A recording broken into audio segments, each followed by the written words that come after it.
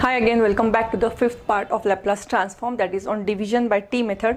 Division by T method यानी हमारे पास एक फंक्शन रहेगा, जैसे साइन का है या कॉस का है या एक्सपोनेंशियल है, कोई भी फंक्शन है उसके डिवीजन में अगर टी हमको दिखता है तो हमको अप्लाई करना है प्रॉपर्टी डिवीजन बाय टी की। तो डिवीजन बाय टी की प्रॉपर्टी है क्या? वो है Laplace transform of F of T upon T is equal to integration S to infinity F of S D S. So अगर आपने मल्टीप्लिकेशन बाय टी की प्रॉपर्टी देखी होगी, उसमें हमने क्या किया था, अगर मल्टीप्लिकेशन बाय टी रहता था तो हमको क्या करना पड़ता था, डेरिवेटिव करना पड़ता था विथ रिस्पेक्ट टू एस। यहाँ पे हमको अगर डिवीजन में टी दिखता है तो हमको करना है integration with respect to S. अगर मल्टीप्लिकेशन प्रॉपर्टी है तो डेरिवेटिव, अगर डिवीजन प्रॉपर्टी है तो हमको करना है इंटीग्रेशन, और इसके लिमिट्स फिक्स है, that is S to infinity. तो ये प्रॉपर्टी अप्लाई कैसे करनी है, हम एक एक एग्जाम्पल देखेंगे। So the first example is Laplace of 1 minus E raise to power 2t upon T. अब यहाँ पे हमको दिख रहा है एक फंक्शन दिया हुआ है न्यूमरेटर में, that is 1 minus E raise to power 2t। अगर इसको हम लोग का क्या करना है लैप्लास, क्योंकि मेन फंक्शन हमारा क्या हो गया न्यूमरेटर और सिर्फ डिवीजन बाय टी है, इसलिए हमको फॉर्मूला में पुट करना है, दैट इज अभी जो प्रॉपर्टी मैंने लिख के दी थी, integration S to infinity F of S D S. हमको फाइंड करना है एफ ऑफ एस फाइंड करना है, यानी बेसिकली हमको करना है न्यूमरेटर का लैप्लास। इग्नोरिंग दिस टी हमको इसका लैप्लास फाइंड करना है। सो हम न्यूमरेटर अगर सेपरेट लिख लेते हैं, इसका लैप्लास हमको क्या मिलता है, 1 का Laplace constant is constant upon S, और 1 E raise to power 80, E raise to power 80 का लैप्लास क्या है हमारा 1 अपॉन एस माइनस ए। ये हमको मिल गया लैप्लास। अभी हमको क्या करना है, सिर्फ प्रॉपर्टी अप्लाई करना है, यानी बेसिकली हमको सिर्फ फॉर्मूला में पुट करना है। Therefore Laplace of 1 minus E raise to power 2t upon T is integration S to infinity 1 upon S minus 1 upon S minus 2 D S. Simple हमें जो न्यूमरेटर का लैप्लास किया वो इस प्रॉपर्टी के एफ ऑफ एस में put कर दिया, ठीक है। फिर हमारे पास एक फॉर्मूला है हमारे पास इंटीग्रेशन का, वो है integration of F dash of x upon F of x D x is log of F of x. अगर आपने इंटीग्रेशन का लेक्चर मेरा देखा होगा या फिर इंटीग्रेशन की प्रॉपर्टीज आपको पता होगी डायरेक्टली, ऐसा नहीं कि लेक्चर देखे बिना आपको इंटीग्रेशन समझेगा नहीं। अगर इंटीग्रेशन आपको आता है अच्छे से तो फिर लेक्चर देखने की ज़रूरत नहीं है, सिर्फ आपको ये ध्यान में रखना है कि ये केस में ये प्रॉपर्टी यूज़ होगी। अगर डिनोमिनेटर का डेरिवेटिव न्यूमरेटर में हमें मिलता है एफ डैश है, यानी डेरिवेटिव है, तो डिनोमिनेटर का डेरिवेटिव अगर न्यूमरेटर में प्रेजेंट है तो the answer will be log of denominator. तो यहाँ पे अगर हम लोग डिनोमिनेटर देखते हैं तो क्या है, s का डेरिवेटिव हमको न्यूमरेटर में मिलता है 1, और s माइनस 2 का भी डेरिवेटिव हमको न्यूमरेटर में मिलता है 1, क्योंकि s का मतलब हम लोग कर रहे हैं विद रिस्पेक्ट टू s कर रहे हैं डेरिवेटिव। s का डेरिवेटिव क्या हो जाएगा 1, और 2 बीइंग कांस्टेंट उसका डेरिवेटिव क्या हो जाएगा 0, तो 1 माइनस 0 विल बी 1। दोनों केस में हमारे डिनोमिनेटर के डेरिवेटिव ऊपर न्यूमरेटर में है, तो दोनों टर्म्स में हमको क्या करना पड़ेगा, ये फॉर्मूला अप्लाई करना पड़ेगा। What we get is log of denominator minus log of denominator, that is s minus 2। Upper limit ऊपर लिख दी, लोअर लिमिट नीचे लिख दी। अगर डेफिनेट इंटीग्रेशन आपने देखा होगा, लॉगरिदम्स, इसमें बीच में लॉगरिदम लगा, एक लैप्लास ही ऐसा चैप्टर है जिसमें आपको लॉग की प्रॉपर्टी अच्छे से पता चाहिए, लॉज ऑफ इंडाइसेस भी लग जाएगा उसमें, इंटीग्रेशन भी लग जाएगा, डेरिवेटिव भी लग जाएगा, मतलब हर एक ट्रिग्नोमेट्री के कुछ फॉर्मूले लग जाएंगे। तो लैप्लास ही ऐसा चैप्टर है जिसमें पूरा लैप्लास खुद टफ नहीं है, उसमें सिर्फ आपको बाकी चैप्टर्स के कंसेप्ट क्लियर चाहिए। तो यहाँ पे हमारे क्या चाहिए, अभी लॉगरिदम की प्रॉपर्टी आपको पता चाहिए कि log of m minus log of n is log of m upon n। यहाँ पे मैं लिख के देती हूँ log m minus log n। अगर आपने मेरा लॉग का लेक्चर देखा होगा तो उसमें बताया है log m upon log n is equal to log of m upon n। तो मैं यहाँ पे लिख दूंगी log of s upon s minus 2। फिर आपको अगर लिमिट्स के बारे में पता होगा तो लिमिट्स में क्या रहता है, अगर लिमिट में इनफाइनाइट आता है तो हमको क्या करना है, s की हाईएस्ट पावर दोनों तरफ से न्यूमरेटर डिनोमिनेटर में से आपको बाहर निकालना है। दोनों तरफ s की हाईएस्ट पावर क्या है 1, यानी कि सिर्फ हमको s बाहर निकालना है। अगर मैं s बाहर निकालती हूँ, यहाँ पे तो s ही है सिर्फ, यहाँ पे s बाहर निकालती हूँ तो वो जाए 1 माइनस 2 बाय s। हम लोग ऐसे क्यों कर रहे हैं, ताकि जो हाईएस्ट हम लोग के सब ये करना है, क्योंकि कैंसिल करने के बाद हमारे सब s जो है वो सिर्फ अपॉन में रहने चाहिए। अब यहाँ पे कट करके क्या हो गया 1, तो हमें आंसर क्या मिलता है log of 1 upon 1 minus 2 by s। तो हमारा एम जो था वो कंप्लीट हो गया कि सब s जो हो गए वो अपॉन में आ गए। अभी हमको क्या करना है, s की जगह एक बार इनफाइनाइट पुट करना है, एक बार s पुट करना है, s की जगह s ही रहने देना है। अगर मैं इनफाइनाइट पुट करती हूँ तो यहाँ पे क्या हो जाएगा log of 1 minus 1 minus 2 upon infinity, anything upon infinity is 0, anything upon infinity is 0। तो यहाँ पे क्या हो जाएगा 1 माइनस 0, 1 माइनस 0 में डायरेक्टली यहाँ पे क्या लिख सकती हूँ 1, राइट। और 1 अपॉन 1 में यहाँ पे क्या लिख सकती हूँ 1, और आपको पता है log 1 की वैल्यू क्या रहती है हमेशा 0। तो हम लोग जब इनफाइनाइट लिमिट पुट करते हैं यहाँ पे हमको मिलता है log 1, मतलब 0 माइनस जब हम नेक्स्ट लिमिट पुट करते हैं दैट इज़ s की जगह हमको ऐसे ही रखना है, तो यहाँ पे कुछ चेंजेस होंगे नहीं होंगे। तो हम लोग अगर क्रॉस मल्टीप्लाई वगैरह करके इसको सॉल्व करने वाले हैं तो हमारे पास वापस यही टर्म आने वाली है जिसमें से हमने एस को कॉमन निकाला था, उसके पहले की टर्म जो हमारा log of m minus log of n की प्रॉपर्टी अप्लाई करने के बाद था, वही टर्म हमको वापस मिलने वाली है। तो जब हम s पुट करेंगे तो इतना ध्यान में रखना है कि आपको यही टर्म वापस लिखना है log ऑफ।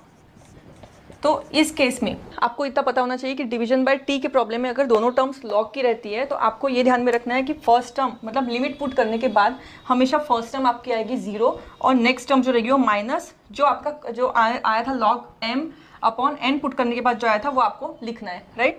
तो ये आ गया, इन्हें परफेक्ट यहाँ तक आपने बराबर सॉल्व कर लिया है। तो आंसर क्या आया minus of log of s upon s minus 2, ये आंसर आ गया। तो ये माइनस एलिमिनेट करने के लिए हमको क्या करना पड़ता है, उसको इन्वर्ट करना पड़ता है, log की टर्म को न्यूमरेटर चला जाएगा डिनोमिनेटर में, डिनोमिनेटर आ जाएगा न्यूमरेटर में, तो ये हो जाएगा s माइनस 2 अपॉन s। तो ये रहेगा हमारा फाइनल आंसर। इसमें इतना ध्यान में रखना है कि log की प्रॉपर्टी अगर दोनों तरफ log की टर्म आती है, कोई भी डिवीजन बाय t हर प्रॉब्लम में आएगा ऐसे ज़रूरी नहीं है, लेकिन अगर log की टर्म आती है तो आपका फर्स्ट टर्म हमेशा 0 रहता है और माइनस ऑफ ये जो अपॉन में आया है वो रहता है, इसको सिर्फ आपको इन्वर्ट करना है, ठीक है। The second problem is Laplace of integration 0 to infinity cos 60 minus cos 4t upon t। सो इस केस में आपको क्या डिफरेंस दिख रहा है प्रीवियस प्रॉब्लम से, सिर्फ यहाँ पे डिवीजन बाय t प्रॉपर्टी है, लेकिन यहाँ पे क्या हुआ है इंटीग्रेशन की लिमिट्स आपको ऑलरेडी दी हुई है, दैट इज 0 टू इन्फिनिटी, ये दिख रहा है आपको। लेकिन आपको जो भी आपने अभी तक डिवीजन बाय t के प्रॉब्लम में किया, इसके पहले के प्रॉब्लम में, वही आपको यहाँ पे करना है। पहले हम लोग इसको सेपरेट लिख लेंगे, cos 60 minus cos 4t upon t। तो एज आई टोल्ड आपको यहाँ पे क्या करना है, न्यूमरेटर का आपको लैप्लास करना है और फॉर्मूला में पुट करना है। हमारे फॉर्मूला की लिमिट्स क्या थी, s टू इन्फिनिटी, यहाँ पे क्या है 0 टू इन्फिनिटी, इसको फिलहाल इग्नोर करके s टू इन्फिनिटी हमारी लिमिट रहने देंगे हम, और न्यूमरेटर का करेंगे लैप्लास। न्यूमरेटर का लैप्लास क्या आएगा, s upon s square plus 6 square यानी कि 36 माइनस, और इसका क्या आएगा cos 4t का s upon s square plus 16 ds। तो हमने क्या किया, न्यूमरेटर का सिर्फ लैप्लास किया और इस फॉर्मूला में पुट कर दिया, that is integration of s to infinity f of s ds। अभी यहाँ पे हमको क्या करना है, अगेन द सेम फॉर्मूला कि डिनोमिनेटर का डेरिवेटिव अगर न्यूमरेटर में है तो log ऑफ डिनोमिनेटर, वो जो हमने प्रीवियस प्रॉब्लम में देखा f dash of x upon f of x is log of f of x, ये इंटीग्रेशन का था हमारा फॉर्मूला। लेकिन यहाँ पे इस केस में क्या हो गया, s स्क्वायर प्लस 36 या फिर s स्क्वायर प्लस 16, दोनों का डेरिवेटिव हमारे पास क्या आता है 2s आता है, लेकिन न्यूमरेटर में 2s है हमारे पास नहीं है। तो हम लोग क्या करेंगे, न्यूमरेटर को मल्टीप्लाई बाय 2 कर देंगे और बाहर डिवाइडेड बाय 2 कर देंगे। क्या किया, मतलब हमने यहाँ पे बेसिकली नीचे की टर्म का डेरिवेटिव ऊपर आने के लिए हमने किया है 2 का एडजस्टमेंट, 2 का एडजस्टमेंट किया है इन्हें, न्यूमरेटर में multiplied by t2 and denominator में डिवाइड बाय 2। तो डिवाइड बाय 2 हमारे कुछ काम का नहीं था, इसलिए उसको हमने बाहर निकाल दिया, और जो मल्टीप्लिकेशन बाय t2 था वो हमने यहाँ पे लिख दिया। यहाँ पे क्या आ जाएगा 1 अपॉन 2।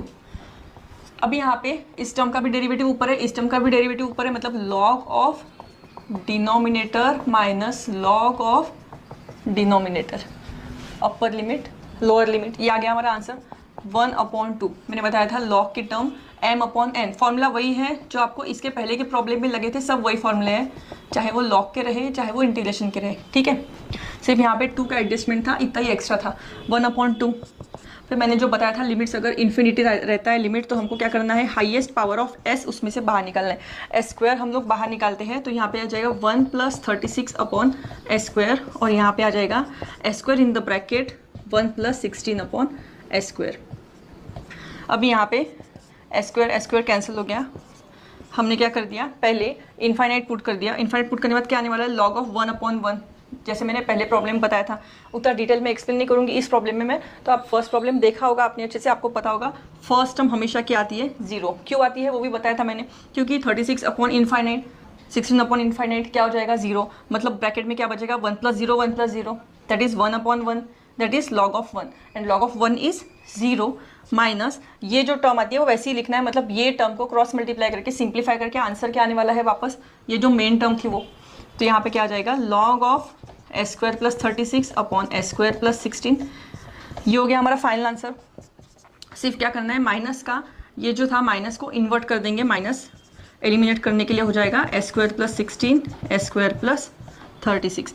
ये तो आ गया हमारा फाइनल आंसर। लेकिन जैसे मैंने बताया था कि ये वाले प्रॉब्लम में आपको क्या चेंज दिख रहा है, इंटीग्रेशन की लिमिट चेंज दिख रही है। एस की जगह क्या है, यहाँ पे जीरो आ गया है, इन्फाइनाइट की जगह इन्फाइनाइट, लेकिन एस की जगह कौन है, जीरो है। तो अगर ऐसे प्रॉब्लम आता है जिसमें आपको लिमिट ऑलरेडी दी है, क्या करना है आपको, सिर्फ एंड में जब आंसर आता है तो put S is equal to zero. S is equal to zero put करने के बाद मुझे क्या मिलेगा, 1/2 log of 0 plus 16 upon 0 plus 36, 1/2 log of 16/36 यानी क्या हो गया 4/6 का होल स्क्वायर। और लॉग की प्रॉपर्टी आपके जो पावर में रहती है टर्म, उसको हम लोग पीछे यहाँ पे ला सकते हैं। अगर मैं 2 यहाँ पे शिफ्ट करती हूँ तो मुझे मिलेगा 2/2 यानी कि कैंसिल हो जाएगा, सिर्फ बचेगा log of 4/6 that is log of 2/3, क्योंकि ये और ये कैंसिल हो जाएगा, 2 2 ज़ा 4 2 3 ज़ा 6, तो आंसर आएगा log ऑफ 2/3। ये रहेगा हमारा फाइनल आंसर। सिर्फ इसमें चेंज था कि s यहाँ पे लिमिट दी हुई थी इंटीग्रेशन की, तो आपको s की जगह 0 पुट करना है फाइनल आंसर में। बाकी वही था जो प्रीवियस प्रॉब्लम में जो जो प्रॉपर्टीज यूज़ करी थी वही हमने यहाँ पे यूज़ करी है। One more similar type of problem is Laplace of e raised to power at minus e raised to power minus at और minus bt upon t। फिर से हमको डायरेक्ट में करती हूँ s टू इन्फिनिटी। यहाँ पे क्या करना है, फिर से न्यूमरेटर का लैप्लास करना है, वो है 1/s plus a minus 1/s plus b ds। तो हमने क्या किया, s टू इन्फिनिटी इसका लैप्लास किया, इसका लैप्लास किया और यहाँ पे पुट कर दिया। अगेन इस टर्म का डेरिवेटिव भी ऊपर है, इस टर्म का भी डेरिवेटिव ऊपर है। हमारा आंसर क्या आ जाएगा, log s plus a minus log s plus b infinite s, again using log property, log of m minus log of n is equal to log of m upon n। Same as previous problem, same as first problem, जिसमें आपको first problem detail में आपको देखना है, क्योंकि second और third में मैंने उतना एक्सप्लेन नहीं किया, क्योंकि फर्स्ट प्रॉब्लम जैसे ही यहाँ पे किया हुआ है, सिर्फ मैं एग्जाम्पल सॉल्व करके आपको दिखा रही हूँ कि कैसे कैसे एग्जाम्पल्स आते हैं अलग अलग, ठीक है। यहाँ पे हमने क्या किया, फिर से हाइएस्ट पावर ऑफ s बाहर निकल लिया, तो आ जाएगा 1 plus a/s s upon 1 plus b/s infinite s s cancel होकर हमारे पास क्या आएगा, log 1 यानी कि 0, पहली टर्म हमेशा आएगी 0 minus log of s plus a upon s plus b। इसको कर देंगे invert, log of s plus b upon s plus a। ये रहेगा हमारा फाइनल आंसर इस प्रॉब्लम के लिए।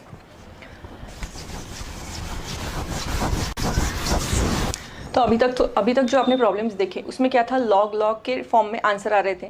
तो हमेशा ऐसे हमने 3 प्रॉब्लम देखे, लेकिन हमेशा ऐसे ही रहेगा ऐसे नहीं है। तो हम एक अलग टाइप का एग्जांपल देखते हैं जो रिपीटेडली आस्क क्वेश्चंस में से एक है, लेकिन उसमें लॉग की टर्म नहीं आएगी, उसमें कोई और इंटीग्रेशन का फॉर्मूला लगेगा। तो हम लोग 4th problem that is Laplace of sin 2t upon t। अभी ये एग्जाम्पल में क्या है, sin 2t है, फॉर्मूला हमने पुट कर दिया s टू इन्फिनिटी, क्योंकि डिवाइड में t है, इसका मतलब डिवीजन बाय t प्रॉपर्टी लगाना है। तो न्यूमरेटर का लैप्लास करते हैं, क्या आ जाएगा 2/s² plus 4 ds। 2 being constant हमने उसको बाहर निकाल दिया, ऊपर बचेगा 1, s² प्लस 4 को लिख सकते हैं हम लोग 2²। अभी यहाँ पे इंटीग्रेशन की प्रॉपर्टी क्या लगेगी, क्योंकि नीचे की टर्म का डेरिवेटिव तो ऊपर है नहीं और 2s आने के बाद कांस्टेंट भी नहीं है जिसको हम एडजस्ट कर सकते हैं। तो हमारे पास प्रॉपर्टी कौन सी बचती है, 1/x² plus a²। Integration of 1/x² plus a² dx is 1/a tan inverse of x upon a।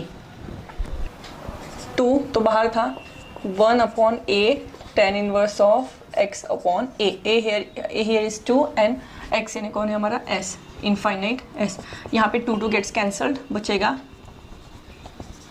tan inverse of s upon 2। एक बार हमको s की जगह इनफाइनाइट पुट करना है, एक बार s की जगह s रहने देना है, तो हो जाएगा tan inverse of infinity minus tan inverse of s upon 2। tan inverse of infinity is π/2 minus tan inverse of s upon 2, और π/2 minus tan inverse of theta is cot inverse of theta. ये रहेगा हमारा final answer इस type के लिए।